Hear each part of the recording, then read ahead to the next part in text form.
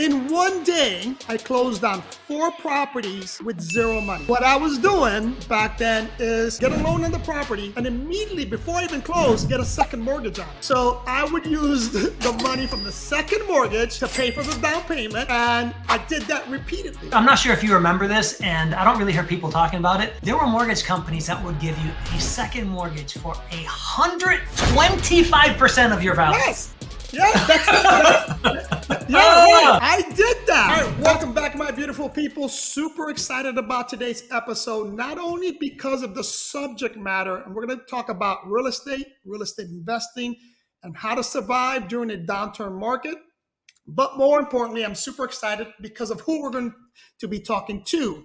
We're going to talk to a superstar in the real estate world. He has a successful real estate business in Miami. He's a real estate investor, and he's currently doing some fix and flips and some buy and holds that I want to get into. So without further ado, Chris, do us a favor and tell us who you are and what you're about. Awesome. So my name is Chris Camacho, and I'm based here in Miami.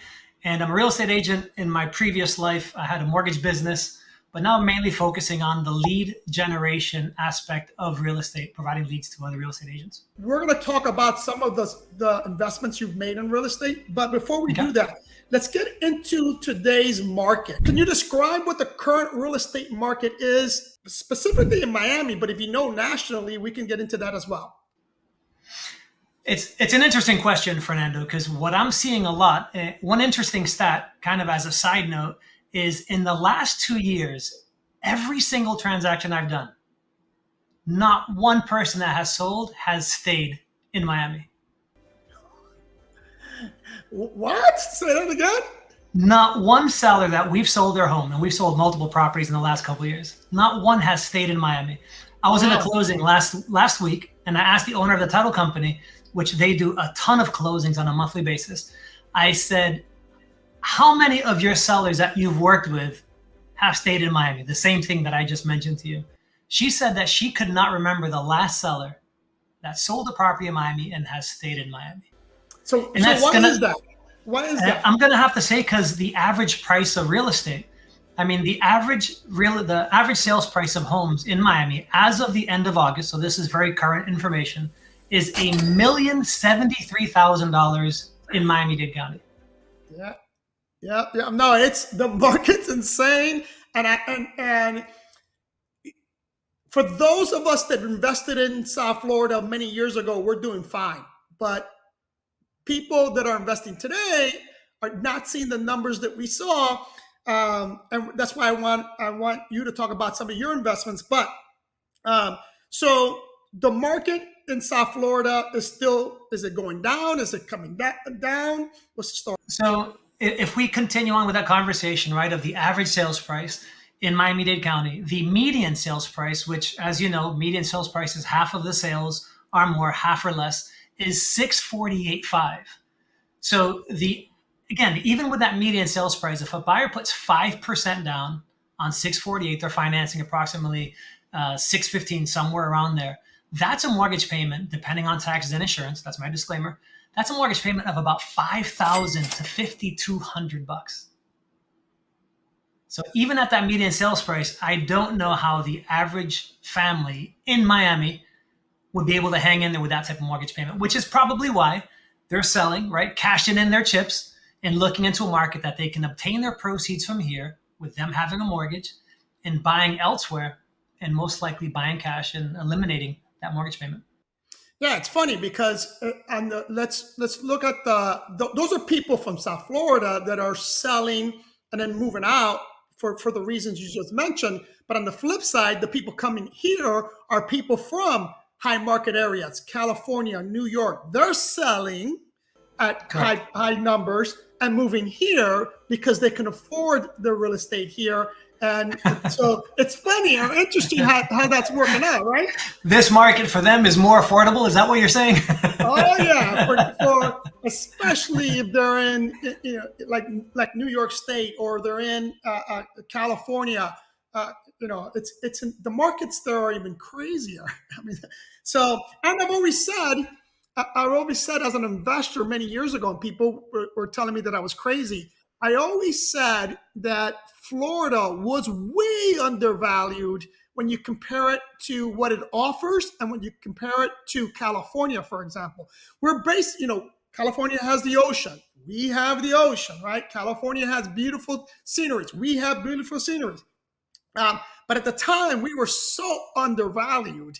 And today, I think the Florida market is where it should be. People are saying it's overpriced. No, I think it's where it should be. I still think there is some room to grow.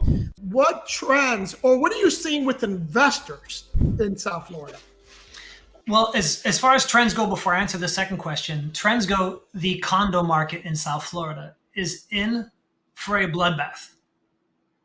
It really is, right? With this 10% reserve requirement, there's going to be units that are going to hit the market that, Fernando, you're going to hear this term. They're going to be unsellable. There's going to be condos that have special assessments that are just so large that the sellers aren't going to be able to hang in there. I mean, somebody who has a $600 per month, $600 per month, or $700 per month, and their special assessment with the association fee goes to $2,000, $2,500. They will not be able to hang in there. If that special assessment, I've heard of special assessments being up to $240,000 for a special assessment. How can you sell units in those buildings? Yeah. Dig deep into that. Let's dive into that, because that is an interesting subject, especially for people that are looking to buy condos or investing in condos. Explain why this is happening. Correct. So the main reason is there's a push for condos to have 10% in their reserves. So whatever their budget is, they have to have 10% in their reserves for whatever repairs could come up. It could be elevator, roof, repaving the parking lot, the 40-year recertification. Whatever the reason is, they have to have the reserves. And if you don't have those reserves, either you have to buy these units cash or put at least 20 to 25% down, which most buyers don't have the ability of putting that large of a down payment. Right. The flip side, there is a rainbow right at the end. There is a sunny side at the end. And the reason is because if these associations have these reserves, which ultimately they will, there's going to be a day where most of these associations have reserves. Well, right now it's flipped. Most associations don't have the reserves. So the day that they do have these reserves, buyers can purchase these condos with 5% down. 5% down versus 25% down plus closing costs is a dramatic difference. I mean, you can buy with 5% instead of 25%. On a $600,000 condo, you need $30,000, right? As opposed to 150, as opposed to 150,000. So 25 or 150. So that's going to be long term. It's the best thing for condos. Short term, whoever can't afford it, somebody who's on a fixed income, they're going to have a really hard time. And especially once that 10% starts getting implemented to where there's fines or whatever the case is. However, that's going to be enforced, there's going to be some major condo inventory in the market. Yeah. So just to add to that, the main reason what Chris is talking about is on the reserve side is because that's a requirement for the lender. So a lender wants to see that a condo or condo building has these reserves to protect their money, right? And currently, a lot of condos associations do not have the required amount of reserves. So it makes it difficult to borrow money on that property. So you're either buying cash or, like Chris said, you're putting a lot of money down to cover that liability for the lender. Now, once the reserve is there, then we can go with a better loan.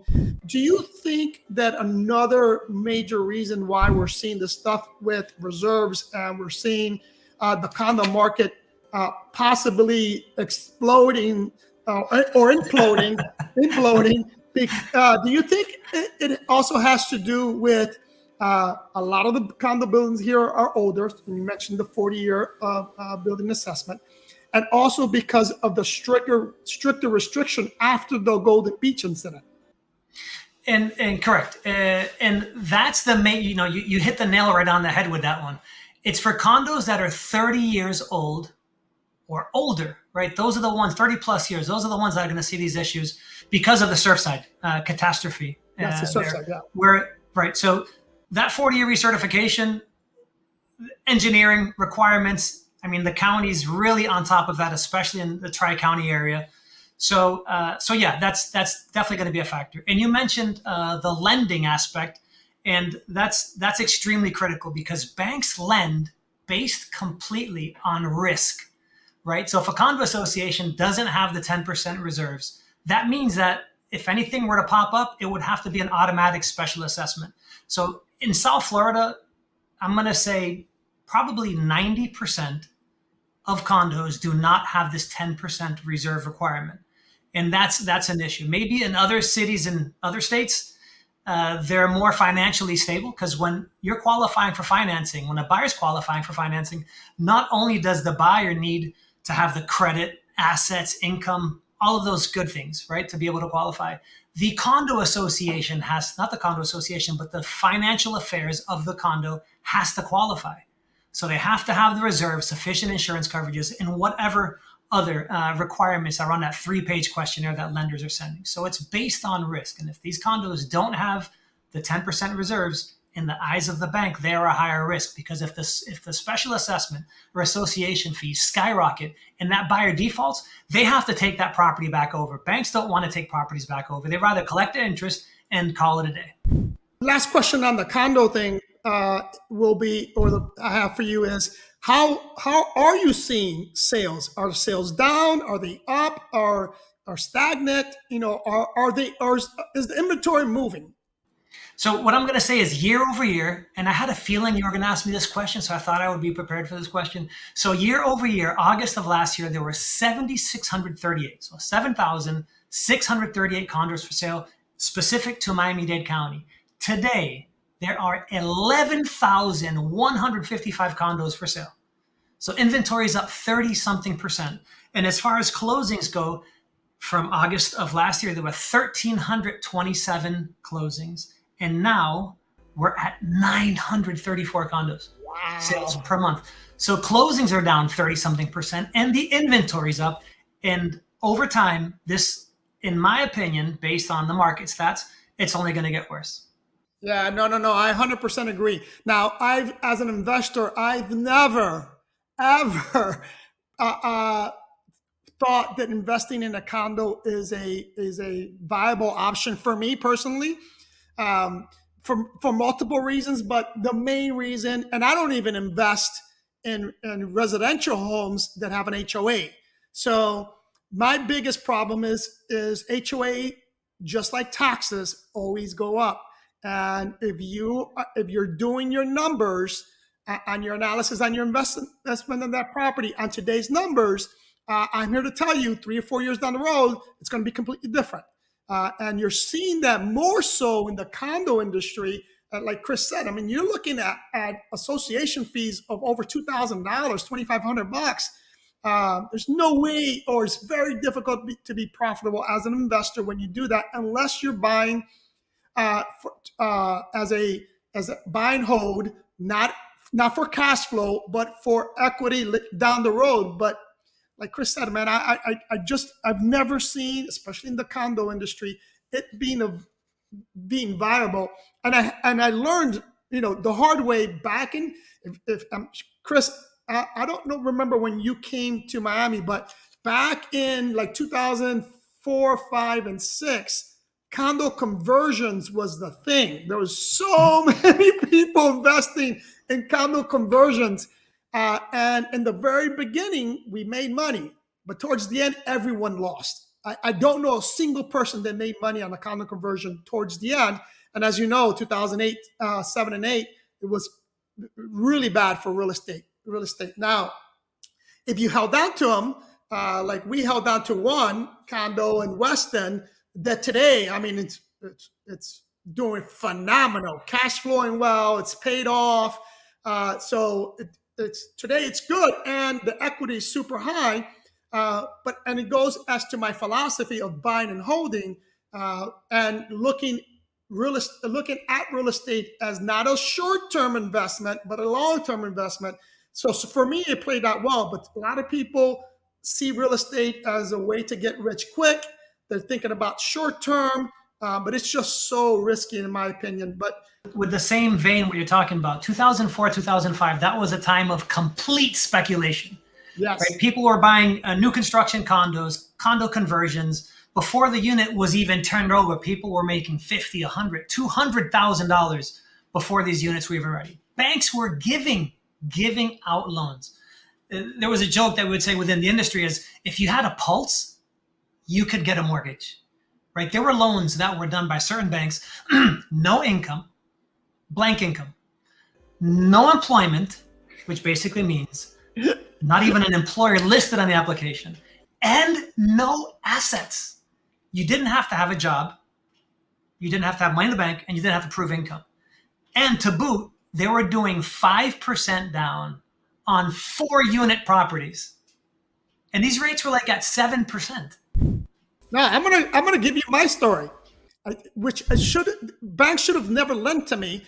In one day, I closed on 4 properties with zero money.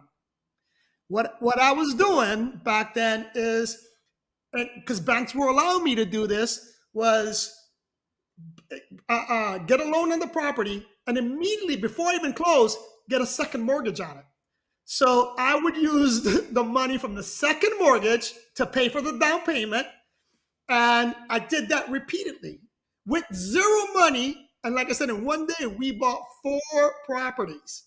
And I'm like, my wife was like, there's no way the bank is going to allow you to do that. I said, well, we'll see.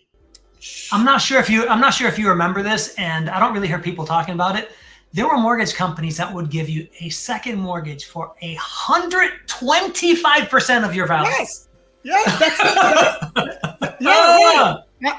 I did that. That's one of listen, back then, just like that, I would buy properties with zero money because I either get the second mortgage or the bank will give me 120% of what the property was worth. And I would use that as my down payment for my closing. I did that a lot. What I found, Fernando, is that people that did that didn't have the backing, the financial backing. Just about every single person that I know that did that approach, again, people who didn't have the liquidity, they lost everything. Like they lost all of their properties, right? So if a person looked at it, and you brought up such a key point with the long-term perspective, right? What's your horizon?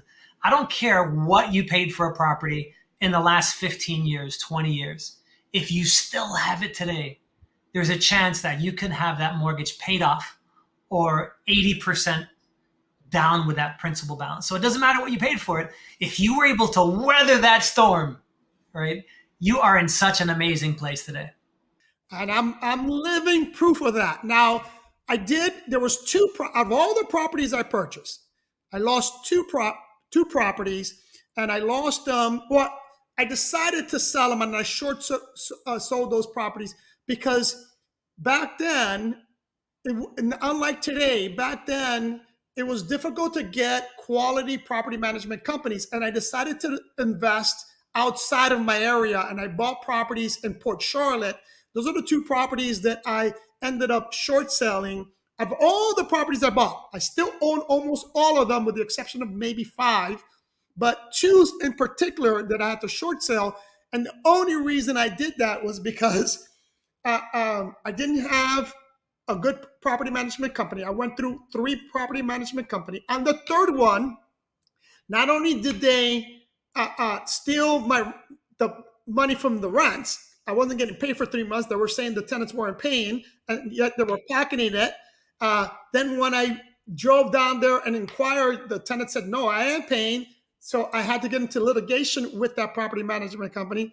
But then what ends up happening, when the tenants got scared, they moved out. When they moved out, somebody went in and stole everything. They stole cabinets, copper, everything. They just left me with a shell. So, and because I was still working full time. I had a W-2 job. I couldn't attend going back and forth. I ended up short selling those properties. But those are the only 2 properties. But like you said, I never looked at it short term. So I still own the rest of those properties that I purchased. And today, like you said, most are paid off. They're all cash flowing phenomenal. So I'm a living example of what can happen if you hold a property long enough.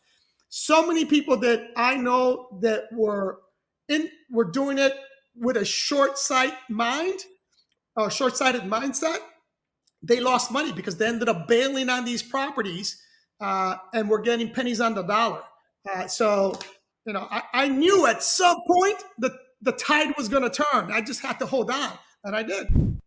I want to mention a couple things based on some things that you just shared.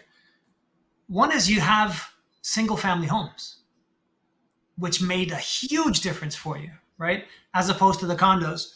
And I know earlier I was spitting out numbers on the condos, right? There's 11,155 for sale now, 934, closings in the month of August.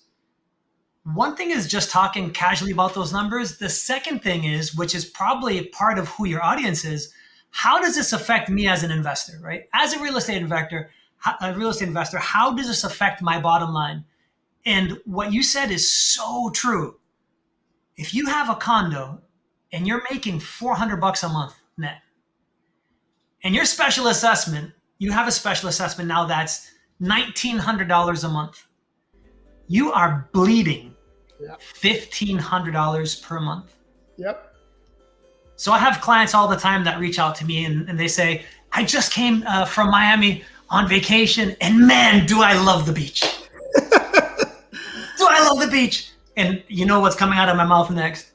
What do I have to do to buy a condo, live on the beach, rent it part of the year, and then occupy it during the summer, maybe the winter months?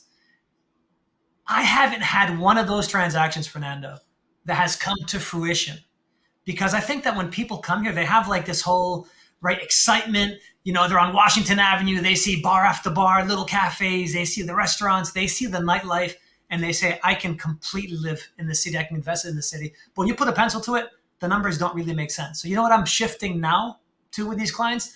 I'm saying, as opposed to purchasing that Airbnb on the beach, which good luck finding a property that allows Airbnb short-term rentals. Right. It's a very small number.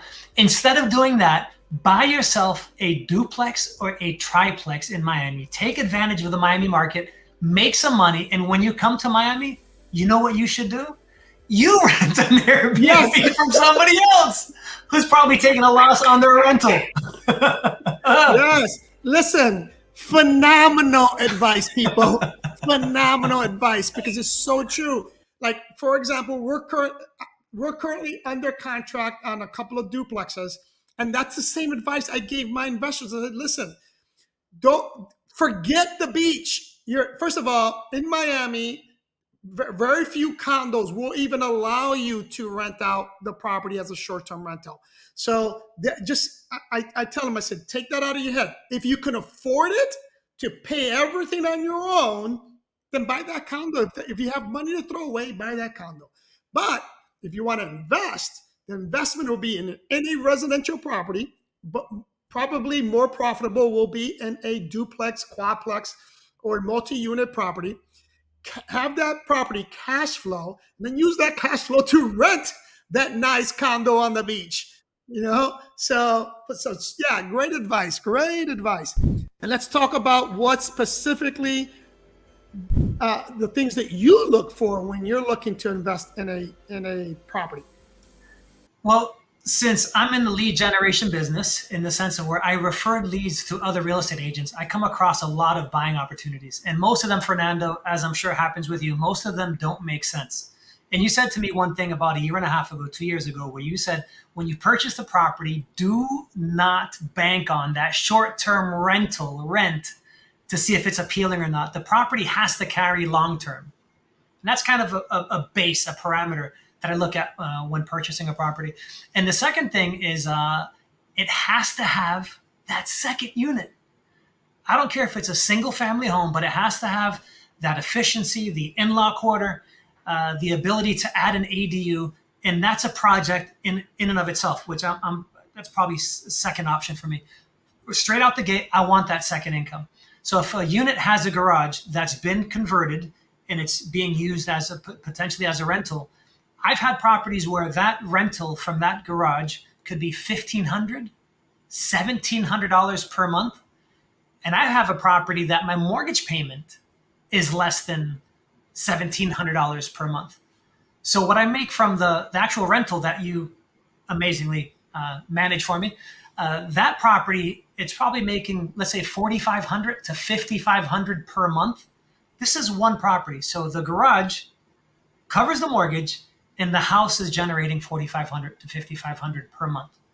So can you imagine if you have mortgages, if you have a mortgage on a property, that you can have so much profit on that home that you dump that right back into the mortgage, and instead of paying your mortgage in the insane 30-year horizon that these mortgage banks lenders would love for you to pay, instead you pay that property in 3 to 5 years.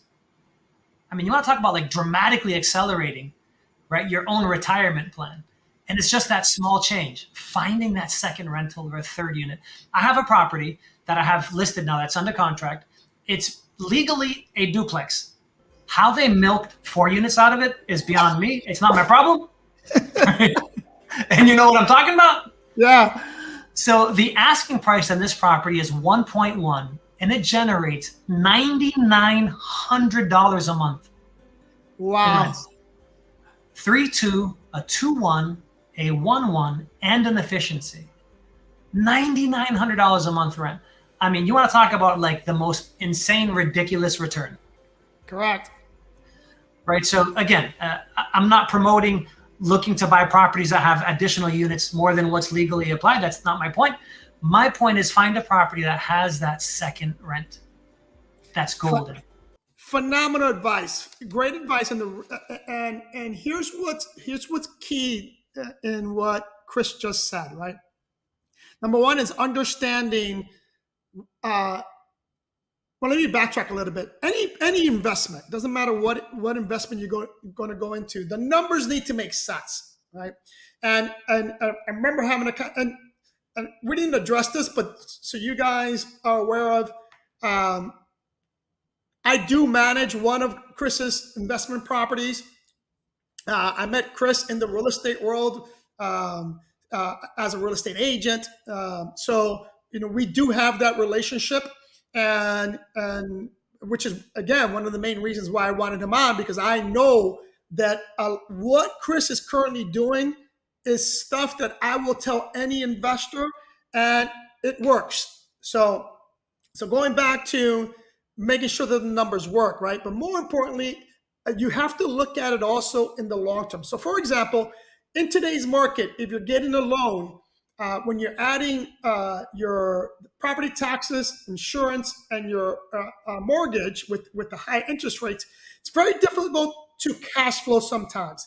So, one of the ways that you can make sure you cash flow is by what Chris is talking about. When you look at a property, find out, can you add an additional unit, or does it already have an additional unit? Because if you can do that, now you can make the numbers work, because you have income coming from two separate, from the main house and from the ADU, or if it's a duplex, from two separate units. But the point here is that you can still make the numbers work. In addition, if it's a property that doesn't currently have an ADU and you can do it legally, by doing it, you also increase the equity on the property, right? As I mentioned, I'm not a short-term investor. I don't believe in buying a property so I can flip it a year later. That is, for me, is too risky. I'm at an age and at a point in my life in which I'm trying to minimize some of that risk. So I look at that from a 10-year perspective. So today, if you can just either break even or make a few $100s with a mortgage rate of 7 or 8%, here's why I still think that's a phenomenal investment. Is because and I would say sooner, and Chris, I like your opinion on this. I firmly believe in between 3 and 5 years from now, the interest rates are going to go back down. We may not see them at where they were a couple of years ago, between 2 and 3%, but they should get to around 4%. So if you have a mortgage rate that's 7% and you can refinance at 4%, you just increase your cash flow, people. So you have to look at it long term. I am still buying properties today, and in South Florida where the market's crazy.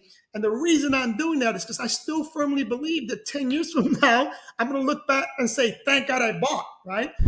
I buy property, I hold on to it because I know 10 years from now, it's going to be a home run for me. What do you think about that, Chris? I think it has to do with the amount of cash that somebody has to work with, right? Because if somebody's buying a property, to break even may not be that appealing for them. It's again, you're probably in a different position based on your portfolio where you have the long-term perspective. But somebody who's breaking even and the AC breaks and they don't have the funds to do large type of repairs, they could find themselves in a bit of a predicament. If anything were to happen to your properties, which if I'm not mistaken, you self-insure, right? You have funds set aside for repairs. So the way that you're set up is a little bit different than somebody who's looking to buy one property, a couple properties, or three properties, right? Well, let me stop you there real quick because I want to address that because that's very important so that people understand. When I say break even, it's break even after all your numbers or all your stuff are taken care of. So, for example, for me, when I invest, there's a couple of things that needs to be paid for, right? Obviously, your taxes, your insurance, your mortgage, but you also have to include their vacancy, capex, and repairs. So those are within my numbers. I'm going to share my screen so you can see what I'm referring to. I might have a report here. Give me a quick second. But when I analyze a property, that's within my numbers. So that if the AC breaks, if I have worst case scenario, I have a hurricane comes and I have to repair the roof, and there's going to be a deductible that I have to pay. That needs to be part of what I'm including in terms of breaking even. Make sense? Correct. And that's the safest thing to do is you give yourself these margins to set aside funds for reserves, for repairs, also vacancy, which I think many investors go into transactions or their analysis of a property without taking those numbers into consideration. And if they don't have the fund set aside to begin with, it just could get financially a little bit messy for them. A couple of years ago, there was all these gurus, doing these seminars on how to invest in properties or in real estate, and they're encouraging the people that attend to uh, uh, get all these credit cards and loans. And I'm like, oh my God, that's the worst thing you can do. You cannot be buying properties um, and and hope, like if you don't have cash set aside, hope that it's going to cash flow and you're going to be able to save that in the long run, because most likely that's not going to happen. That is correct, and I'm glad you brought up that point on real estate investors selling programs, because how many people, Fernando, do you personally know that have invested 10, 20, 30, 40, $50,000 into these programs, and at the end, all that they have to show for it is a credit card debt of 20, 30, 40, $50,000, right? So if an investor is looking to get their toes, to basically dip their toes in the real estate investing waters, I strongly recommend go to local real estate investor associations. Save yourself the 10, 20, 30, 40, $50,000 and find out locally in the market that you're looking to invest in who the local hard money lenders are, who has inventory, which real estate agents have great deals that they could turn you on to without you having to be sold on these high ticket programs. There's a couple HGTV hosts, Fernando, I'm not sure if you've seen this. There's like major lawsuits against these HGTV hosts Oh that yes, ended up yes. selling real estate investing programs, and like people's results, people aren't having the results, which is exactly what I'm just talking about. So be cautious when it comes to this whole getting rich quick. It doesn't happen. Anybody who gets rich, most likely, it takes a lot of blood, sweat, and tears. And if you're looking to invest in real estate, you have to put the time in. Put the time in locally, find out who the people are, find out who the players, lenders, agents, attorneys that specialize, family attorneys that have, good deals that they could potentially come across through a divorce. It takes time, and it's not going to come easy. Here's a breakdown on a property that we looked at to buy, right? I don't remember the year of this, but this property, if you look at, it's 2368 Waterside Drive in Lake Worth, Florida. After the numbers, these are the top numbers. It's $875 a month was the cash flow. It's a 15.53% cash on cash return. But the reason I want to bring this up is because I want you to see, the variables, right? So fixed expenses, we're taking out. We added $33 a month for fixed expenses. And if you look here, this one had an HOA, $36. So these are the numbers, but this is the side, this variable expenses that people forget to add. We always add this, right? Which is vacancy. We put a 5% of the amount as vacancy, 3% for maintenance, another 3% for CapEx, and then we also add a 10% for management fees. Because at the end of the day, 10 years from now, I may want to retire and just give my portfolio to a management company, but I want that in my numbers. So those are the things that you when you're looking to invest, and this is why I say, even if you break even, as long as everything's being paid for and you're putting money in reserves, then you should not have a problem, even if you do that. I'll give you this example. A lot of people invest, which I'm not a proponent, I don't like it, but it's a subject matter for another video. A lot of people invest in 401ks.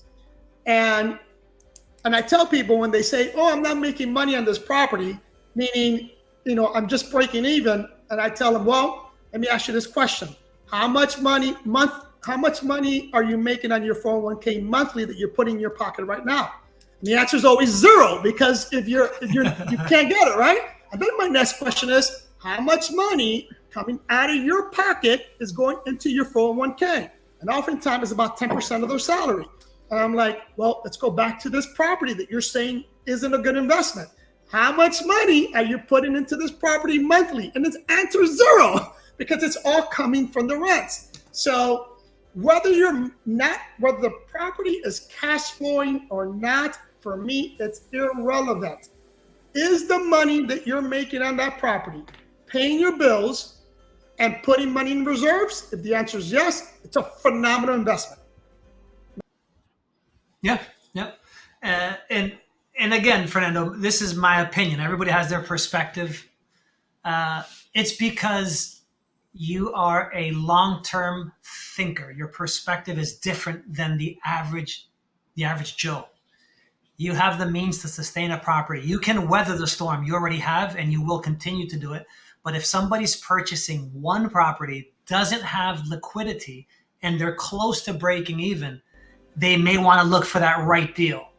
Yeah, of course. That one property they're looking for, they may need to research the daylights out of every possible thing, try to have sellers pay as much money to contributions, negotiate inspections, right? Just jump in head first into negotiation. Make sure you have the right deal. There's enough of a spread. I mean, that one that you just showed on the screen, 875, right? And that was profit before all of the amounts that you discount, that you take in consideration.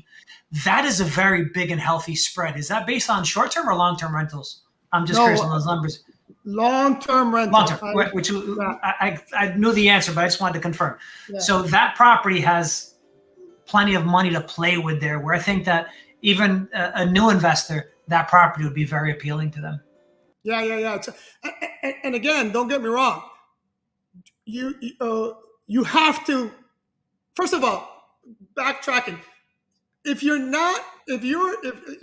your scenario where the person's buying that one property, man, first thing you need to do is team up, not with a regular real estate agent, people. You got to team up with a real estate agent that works with investors, because they know the type of properties that you need to have, and they understand that. Number two, also team up with someone that can analyze a property and give you reasonable numbers, right?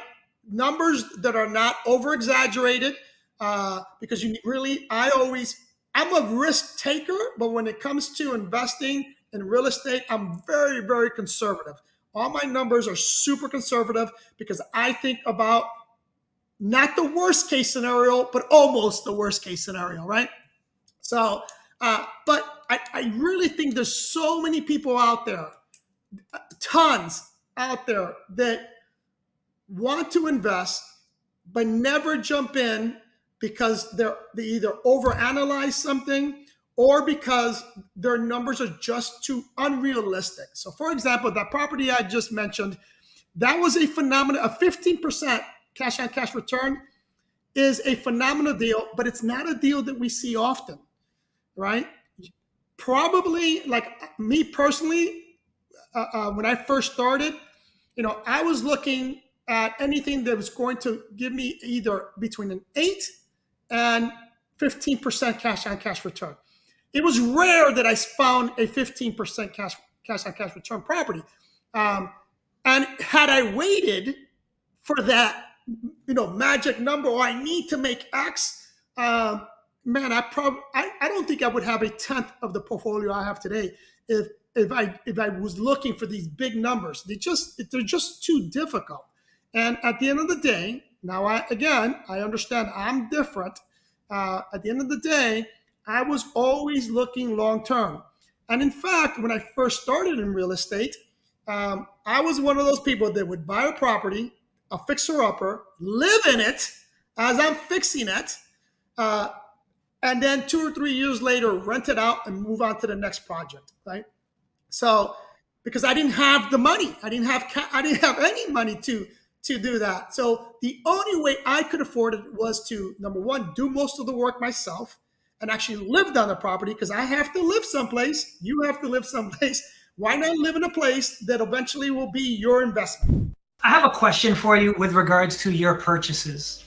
Do you focus on buying locally, or are you okay with buying outside of the Tri-County? Because I know what my tolerance is. I'm just curious on yourself. I prefer buying locally. I prefer where I can have my hands, I can touch it, and I can feel it, right? Now, today, and again, I go back to the story of 2000, back in 2007, that I didn't buy locally, even though Port Charlotte is like 3 hours away. For me, still, that wasn't local. I didn't have the ability to go back and forth. So, and that's the only time I really lost money in real estate, was that time. Now, today I'm in a different boat. Today I don't buy locally. Like, I have properties in Portugal, properties in Colombia, properties in Georgia. So I do expand today, but only because I have a better understanding on how to invest outside of my area, and I have the ability to set up teams in those areas. So I don't buy until I know I have a team that number one, that I can trust, because that's big. If we have time, I'll tell you a story about David Green. If those people don't know who he is, he's a big real estate investor. He was part of the Bigger Pockets podcast, but he just did a recent video because he was a big proponent on buying outside of the area, because he lived in San Francisco and was super expensive in San Francisco and he couldn't invest.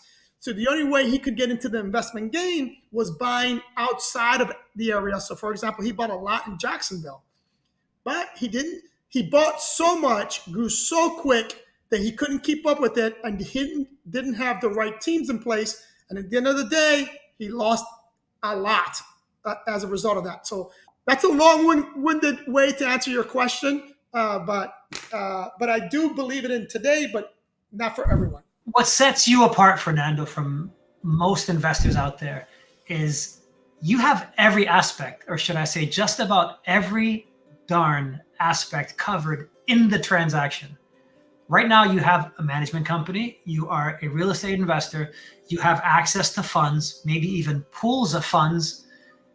Your experience is 10 times more than what the average person, which is why you can invest. Forget about buying 2 to 3 counties away. You're buying right across multiple large oceans, right? And the Correct. only reason why you can do that is because of your experience of having the property management, having the amount of properties that you have. You know this business inside and out. And if the numbers don't make sense because you've covered every single base, because you have to know what the laws are in that country, right? Correct. How they treat foreigners, if any restrictions on buying, selling. There are many restrictions for foreigners buying in other countries. So if you're doing it, it's because you've studied it. You know what the deal is. For the average investor who's looking to pick up just a few properties, my humble opinion and my 2 cents is buy in a market that your team is set up in that general area. Right? 100%. Your 100%. contractors, your handyman, your roofer, your electrician, right? The whole setup. You're getting a special hello there. Say hi, Callie. My dog wanted to join the party. Nice. But So yeah, it's got to be in the market that the person is in, because if not, how do you find? You're not going to start interviewing, right? Contractors, handymen. That's 4, 5, 6, 7, 10 hours away from you. Going to that market, the opportunity cost may be too high. it is. It is. And I agree. And like I said, I didn't do that. I mean, the last time I did it was 2007. And I didn't start buying real estate outside of my area until 2022 or 2021. I didn't start, 2021, because right after COVID. I didn't start buying international or out of state until 2021, because I didn't feel comfortable. I didn't have the people in place. But 2020, right after COVID, for short-term rental operators, between 2020 and 2022, it was our golden years. We made tons of money, and I'm the type of person that I don't live beyond my means. So all the money I made, I reinvested. You mentioned earlier about investors looking for agents in the market, and I wanted to kind of circle back to that. Fernando, do you have any idea how many real estate agents there are in Miami? No idea, but I know it's a lot. There are 60,000 real estate agents. Half of them haven't sold one home in the last 12 months, and the average agent is selling 3 to 4 properties per year. Yeah. Yep. So if a real estate investor who's watching this is wondering, how do I find an agent? Interview them like you'd interview anybody else. Find out how many properties they have on the market, what they've sold, what they have under contract, where they specialize in. Ask these key questions. Another key question is, if you're looking at them to find investments for you, is how many investment properties do you own, Mr. or Mrs. Agent? Because if they own 10 plus properties, they know what you're looking for.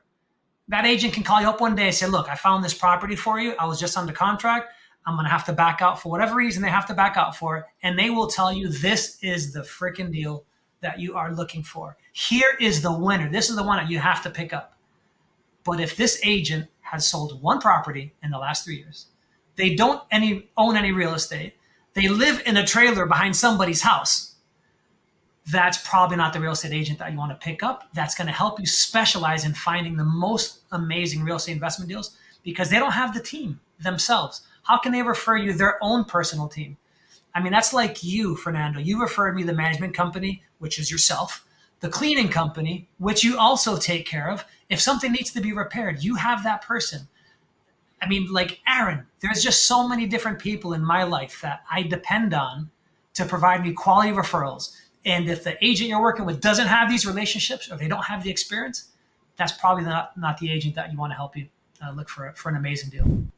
And you mentioned Aaron Novello, and I'm going to steal one of his lines, and that is, who you work with matters. Okay, it's hugely important. The problem in the real estate world is, and you just mentioned, there's so many, and everyone probably has a friend or relative that's an agent, and sometimes they feel obligated to go with that person. But listen, buying a real estate property, especially today, is one of the biggest decisions you're going to make in your life.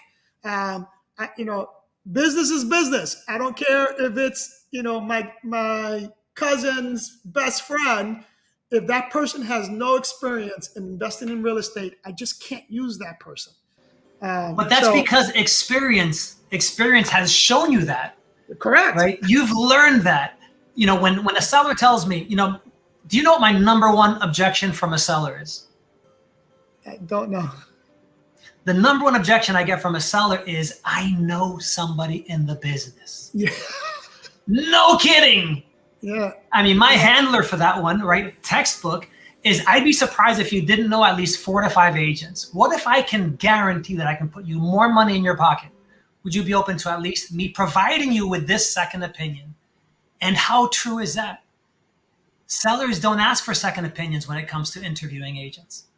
They just go with the first person that they know. And chances are that person that they know, they don't know how many properties they've sold. That could be the biggest loss that they can have with the sale of that property.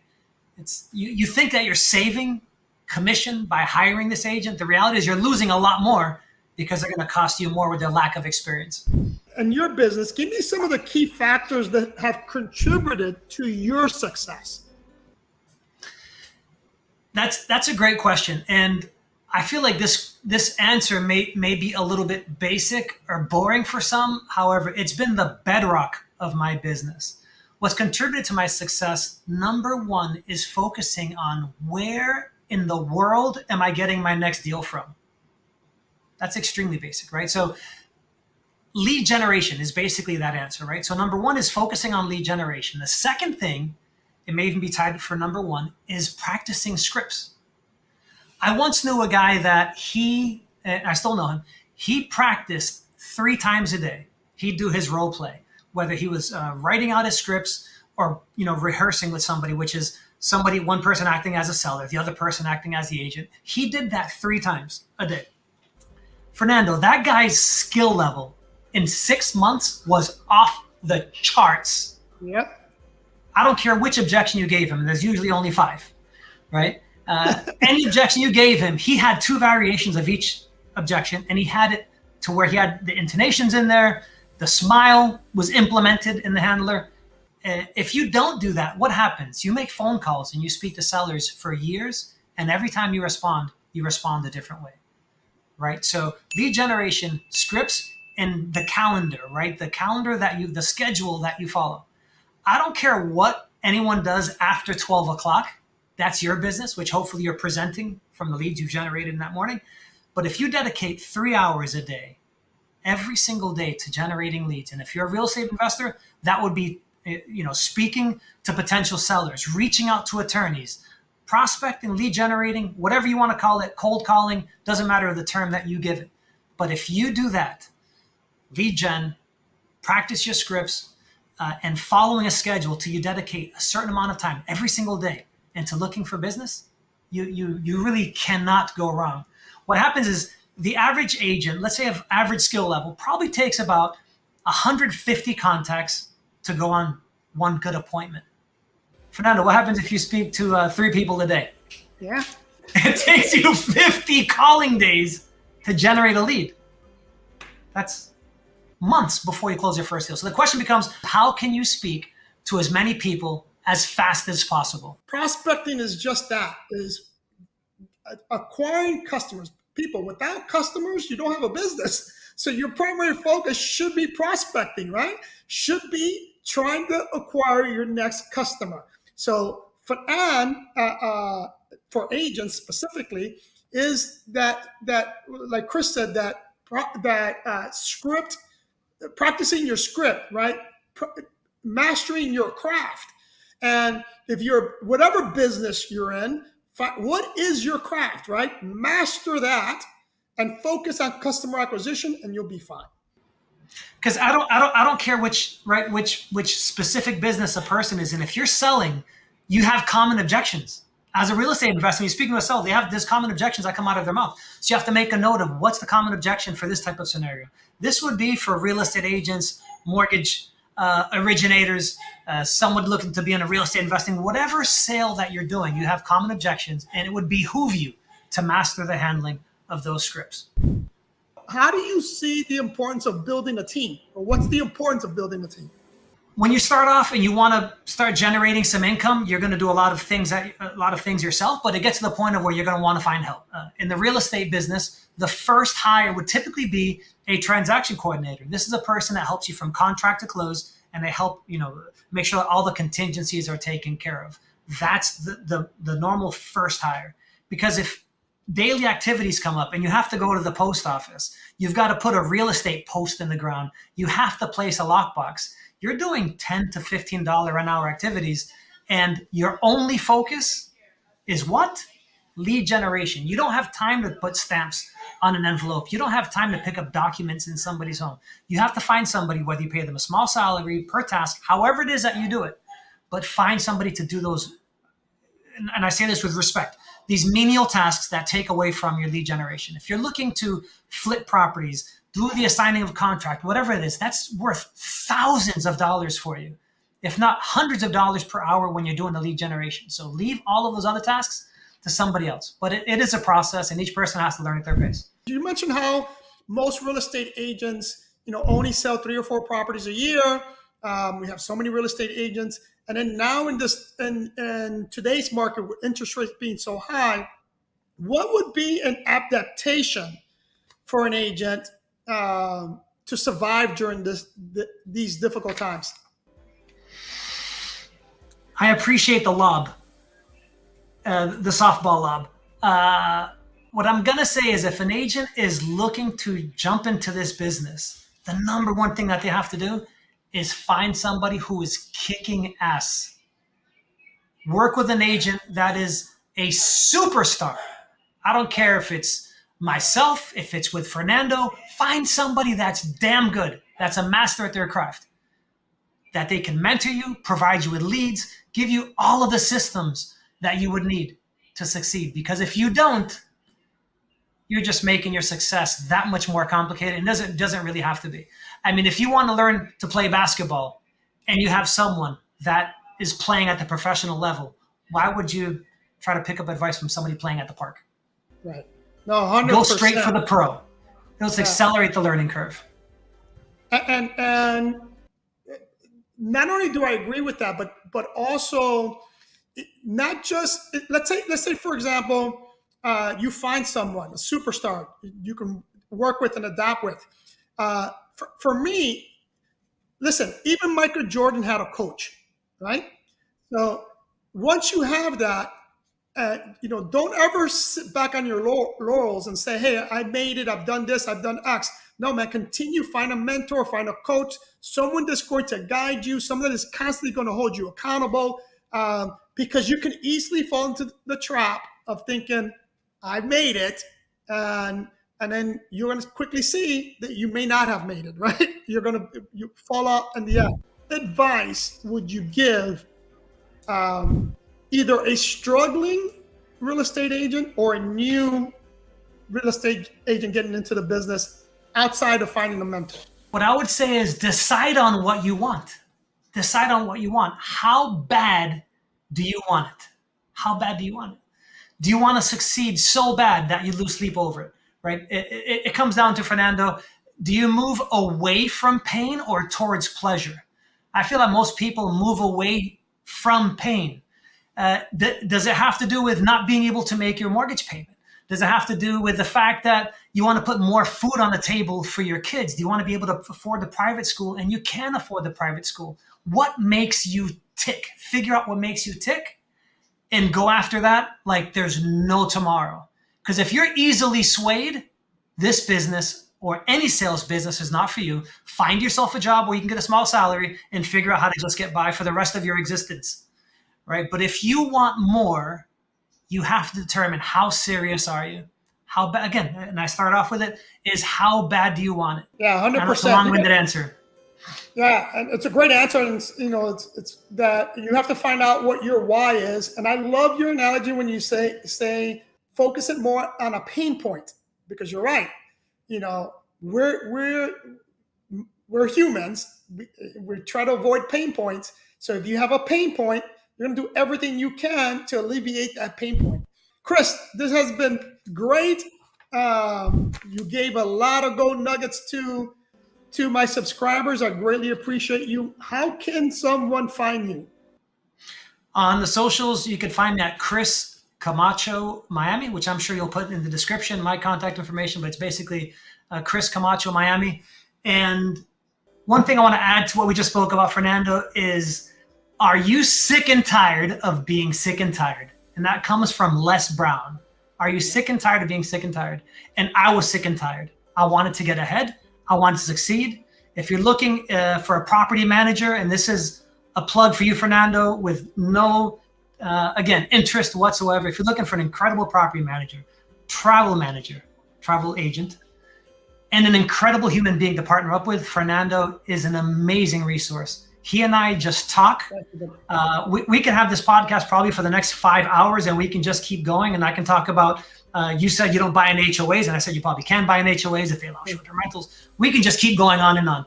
But again, Fernando, I appreciate you, your team, and I'm feel privileged to be able to do business with you and to have you as a friend. The feeling is mutual. Love you, brother. Say hi to the family for me. I will. Thank you. And guys, if you haven't subscribed, subscribe, hit that notification bell, follow me on Instagram. And if you want to have that conversation with me, buy me a coffee. Love you guys.